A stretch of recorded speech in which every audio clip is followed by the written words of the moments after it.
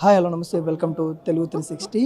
కల్వకుంట్ల కవిత గారి ఇలా సంచలన ఆరోపణలు చేశారు. టీజీఐఐసి సంబంధించిన ల్యాండ్ వేలం పెడతా ఉన్నారు రేవంత్ రెడ్డి సర్కార్ అన్నట్టు కూడా చెప్పడం అయితే జరిగారు. దీని గురించి అయితే మాట్లాడుతూ మనతో బీఆర్ఎస్ నాయకులు ఆర్ఎస్ ప్రవీణ్ సార్ అయితే ఉన్నారు. ల్యాండ్ని తాకట్టు పెట్టడానికి గవర్నమెంట్ చూస్తూ ఉందన్నట్టు కూడా కల్వకుంట్ల కవిత గారు ఈరోజు ఆరోపించారు. ఎలా చూస్తారు? ఆల్రెడీ పెట్టిండ్రు కదా, ఆల్రెడీ పెట్టిందని మన కేటీఆర్ గారు ఆల్రెడీ ప్రెస్ కాన్ఫరెన్స్ చెప్పారు కదా.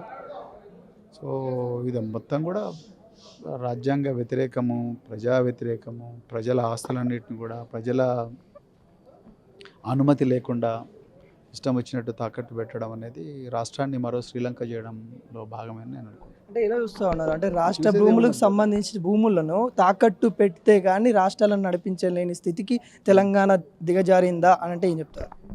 దిగజారింది రేవంత్ రెడ్డి పాలనలో అని చెప్తున్నా. ఇది వాస్తవం. శ్రీలంక అందుకొరకే మొత్తం ప్రజలందరూ కూడా రోడ్డు మీదకి వచ్చిండ్రు. రేపు చాలా త్వరలోనే ప్రజలందరూ కూడా రోడ్డు మీదకి వచ్చే ప్రమాదం ఉన్నది. రాష్ట్రం నడిపే పరిస్థితుల్లో రేవంత్ రెడ్డి లేడు. కాంగ్రెస్ వాళ్ళకు పరిపాలన చేత కాదు, అసమర్థులు. వాళ్ళు దొడ్డిదారిన అధికారంలోకి వచ్చిండ్రు, ప్రజలను మోసం చేసే అధికారంలోకి వచ్చిండ్రు. వాళ్ళకి ఇప్పుడు భూములను తాకట్టు పెడితే తప్ప నడిపించే పరిస్థితి లేదు. మరి ముఖ్యమంత్రి ఖుద్దు ఏదో మీటింగ్లో చెప్పిండు, ఇలా మేము ఎవరి దగ్గరికి పోయి ఆస్తులు తాకట్టు పెట్టాలన్నా కూడా ఎవరు మమ్మల్ని నమ్ముతలేరు అన్న స్థాయికి ముఖ్యమంత్రి అంటున్నాడంటే తెలంగాణలో కాంగ్రెస్ పాలన ఘోరంగా ఉన్నది, దారుణంగా ఉన్నది. ఇది ప్రజాపాలన కాదు, ప్రజా వ్యతిరేక పాలన, ప్రజలను దోపిడీ చేసే పాలన. తెలంగాణ ఇంత సంక్షోభంలో ఉన్నా కానీ అందాల పోటీ అని దాదాపు 200 కోట్ల రూపాయలు వెచ్చించడాన్ని ఇలా వస్తూ ఉన్నారు. రాజు చూస్తూ ఉన్నారు, రోమ్ నగరం దగ్గరపడిపోతుంటే నీరో చక్రవర్తి ఫెడలు వాయించినట్టుగా ఉన్నది. సో ప్రజలకు తినడానికి తిండి లేదు, రైతులకు రైతు బంధు లేదు, రుణమాఫీ కాలేదు, విద్యార్థులకు విద్యార్థి భరోసా రాలేదు, మహిళలను ఘోరంగా నాశనం చేసిండ్రు, మోసం చేసిండ్రు. సో అలాంటి పరిస్థితుల్లో ఇప్పుడు అందాల పోటీలు అంటే రోమ్ నగరం తగలబడిపోతుంటే నీరో చక్రవర్తి బిహేవ్ చేసినట్టుగానే ఉంది. సో ఇప్పుడు అది అవసరం లేదు నన్ను అడిగితే. దానివల్ల తెలంగాణ మునిగింది, తెలంగాణ కష్టమైంది, నన్ను కోసుకోండి తినండి అని ముఖ్యమంత్రి అంటున్నాడు. మళ్ళీ అదే ముఖ్యమంత్రి 200 కోట్లు ఏడుకెళ్ళి పట్టుకొస్తాడు. విద్యార్థులకు పాఠాలు చెప్పే ఉపాధ్యాయులకు జీతాలు లేవు, తర్వాత అంగన్వాడీ వర్కర్లకు జీతాలు సరిగా రావట్లేదు, కాంట్రాక్టు ప్రైవేట్ ఉద్యోగులకు జీతాలు ఇవాళ 12వ తారీఖు ఆయన కూడా పరిస్థితి ఘోరంగా ఉంది. చాలా డిపార్ట్మెంట్లో కూడా జీతాలు రాలేదు. మరి ఎక్కడి నుంచి తీసుకొస్తాడు?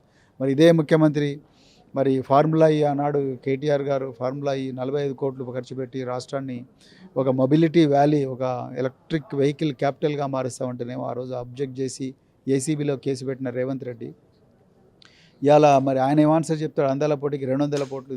ఈ అందాల పోటీ వల్ల వచ్చేదే ఉన్నది? ఏమైనా వస్తుంది? ఒక మొబిలిటీ వ్యాలీ అంటే ఒక కార్ల ఫ్యాక్టరీ వస్తుంది, అందాల పోటీతో ఏమొస్తుంది? ఏమీ రాదు. పెట్టుబడులు తేవడానికని విదేశాలకు వెళ్ళి అక్కడ కూడా తెలంగాణ దీనస్థితిలో ఉందని వ్యాఖ్యలు చేయడాన్ని ఎలా చూస్తూ ఉన్నారు? అంటే పెట్టుబడి తేవడానికి వెళ్ళారా లేకుంటే తెలంగాణ పరిస్థితిని చెప్పడానికి వెళ్ళారా అంటే ఏం చెప్తారు? ముఖ్యమంత్రి గారికి క్లారిటీ లేదండి, అన్ఫార్చునేట్. అది ముఖ్యమంత్రి గారు, నేను అది చెప్తున్నా కదా, ఆయనకు చేత కాదు. సో ఎంతసేపు ప్రజల మీదనే అభండాలు వేస్తున్నాడు, ప్రభుత్వ ఉద్యోగుల మీద అభండాలు వేస్తున్నాడు, లేకపోతే కేసీఆర్ గారి మీద అభండాలు వేస్తున్నాడు. అంతే తప్ప నేను ఇది చేస్తా, నాకు ఈ ప్లాన్ ఉంది అని చెప్పే పరిస్థితిలో ముఖ్యమంత్రి గారు లేరు, ఆయనకు తెలియదు కూడా. So unfortunate. తెలంగాణ ప్రజలు ఎంత తొందర వీలైతే అంత తొందర ఈ కాంగ్రెస్ పాలన పీడ విరగడ చేసుకోవాలని చెప్పి కోరుకుంటాను. Thank you.